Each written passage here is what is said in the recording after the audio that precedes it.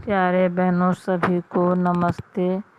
तो लीजिए आप लोग जितिया की दूसरी कथा श्रवण कीजिए। आज मैं आप लोगों को जीमूतवाहन कथा सुनाने जा रही हूँ, सो ध्यान से सुनिएगा। कहते हैं गंधर्व के राजकुमार थे जिनका नाम था जीमूतवाहन। ये बड़े उदार और परोपकारी दयालु थे। उनके पिता जब वृद्ध हो गए तो वानप्रस्थ मतलब संन्यास ले लिए और वन में चले गए। उनको राज सिंहासन पर राजकुमार को बिठाया, किंतु उनका मन नहीं लगता था राजपाट को संभालने में। वह राज्य का भार अपने भाइयों पर छोड़कर वो भी पिता की सेवा में वन को चले गए।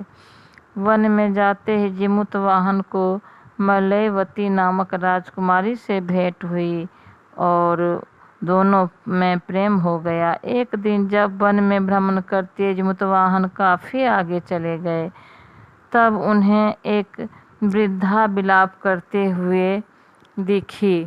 पूछने पर वृद्धा ने रोते हुए बताया, मैं नागवंश की स्त्री हूँ। मुझे एक ही पुत्र है जिसका नाम है शंखचूड़।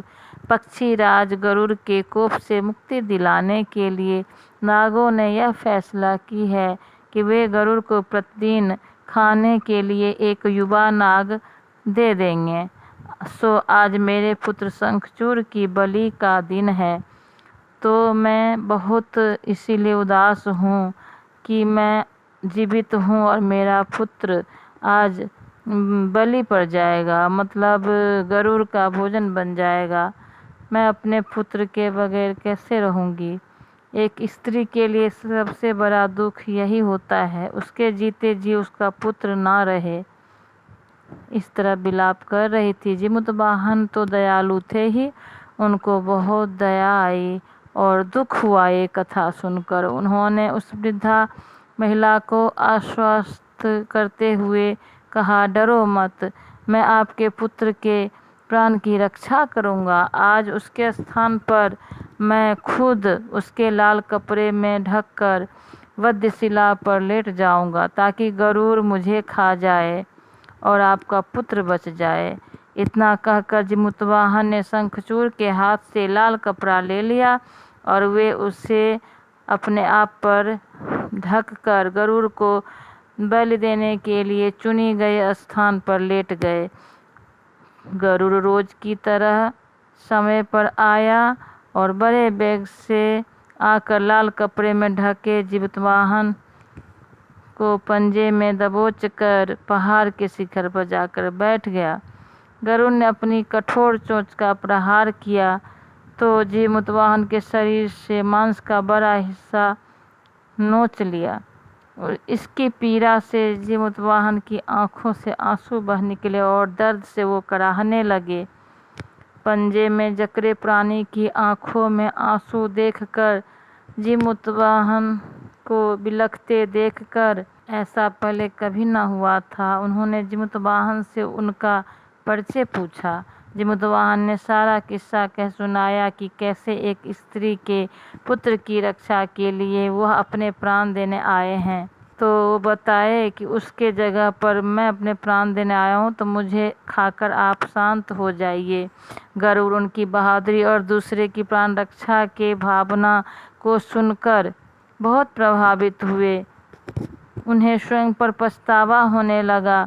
वह सोचने लगे कि एक यह मनुष्य है जो दूसरे के पुत्र की रक्षा के लिए अपने आप को बलि दे रहा है, और एक मैं हूँ जो देवों के संरक्षण में हूँ, किंतु दूसरों की संतान की मैं बलि लेता आ रहा हूँ। उन्होंने जीमूतवाहन को मुक्त कर दिया।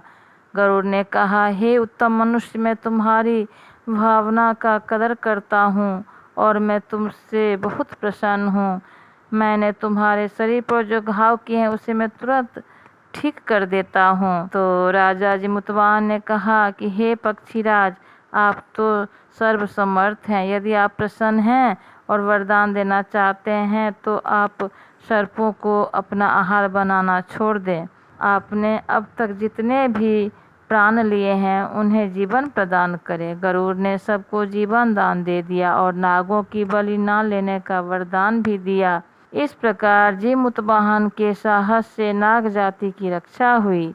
गरुड़ ने कहा, तुम्हारी जैसी इच्छा वैसा ही होगा। हे राजा, जो स्त्री तुम्हारे इस बलिदान की कथा को सुनेगी और विधि पूर्वक व्रत करेगी, उसके पुत्रों की रक्षा होगी, उसके संतान की रक्षा होगी और उनके संतान के ऊपर कोई बाधाएं नहीं आएगी।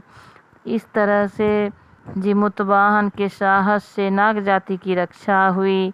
गरुड़ ने कहा, तुम्हारी जैसी इच्छा वैसा ही होगा। हे राजा, जो स्त्री कथा सुनेगी और विधिपूर्वक व्रत का पालन करेगी तो उसकी संतान मृत्यु के मुख से भी निकल आएगी।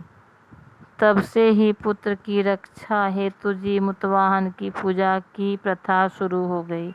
यह कथा कैलाश पर्वत पर भगवान शंकर ने माता पार्वती को सुनाई थी। जीवित पुत्रिका के दिन भगवान श्री गणेश, माता पार्वती और शिवजी की पूजा एवं ध्यान के बाद ये कथा व्रत की सुनाई जाती है। तो सभी को राधे राधे, जय श्री राधे।